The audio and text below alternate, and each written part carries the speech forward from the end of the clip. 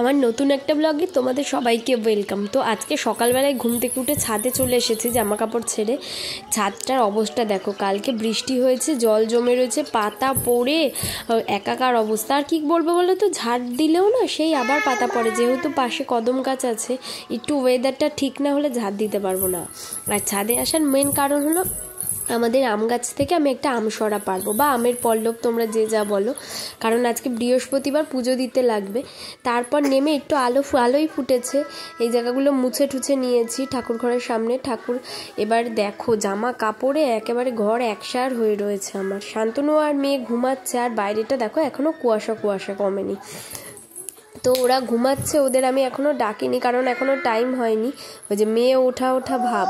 তারপর মেয়েকে খাইয়ে শান্তনু বেরিয়ে গেছে, আমি বিছানা যাওয়া সব পরিষ্কার করে নিয়েছি ঘর। তারপর স্নান করে আমি এবার পুজোটা দেবো। আজকে বৃহস্পতিবার, মেয়েকে ঘুম পাড়িয়ে রেখে এসেছি, আর একটু পুজো দিতে সময়ও লাগবে।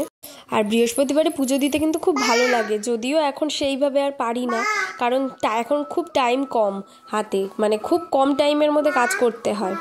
তো যাই হোক, আমি পুজোটা দিয়ে নেব। দিয়ে শাশুড়িমা ওদিকে রান্না করছে, রান্না কিছুই হয়নি, শ্বশুরমশাই গেছে বাজারে, আমি জানিও না এখনও কি আনবে। তা আমি তাড়াতাড়ি করে পুজো গুছিয়ে, আর এগুলো না সব আমাদের বাড়ির ফুল, জানো না। এখন বাইরে দেখো কি সুন্দর রোদ উঠেছে।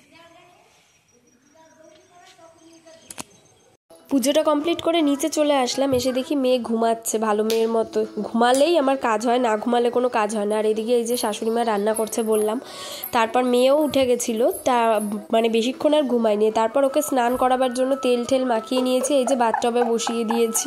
ওর এটা খুব প্রিয় জায়গা, স্নান করতে খুব পছন্দ করে।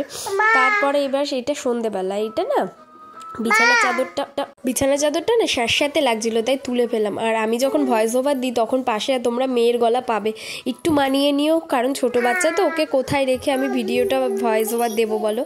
যাই হোক, তারপর চাদরটা পেতে নিলাম। আর আমি তো নতুন ভিডিও করছি, খুব বেশি দিন হয়নি, যদি কিছু ভুল ত্রুটি হয় তোমরা একটু মানিয়ে নিও। আর প্লিজ কমেন্ট করে জানিও কিন্তু আমার ভিডিওগুলো কেমন লাগে। তোমরা তো কেউ কমেন্টই করো না, তাই আমি কিছু বুঝতেও পারি না কী টাইপের ভিডিও দেবো বা কিছু। আমার ইউটিউবে খুব একটা নলেজ নেই, এই তোমাদের দেখে দেখে যতটুকু শেখা। তো কথা বলতে বলতে আমার বিছানা চাদর প্রায় ডান।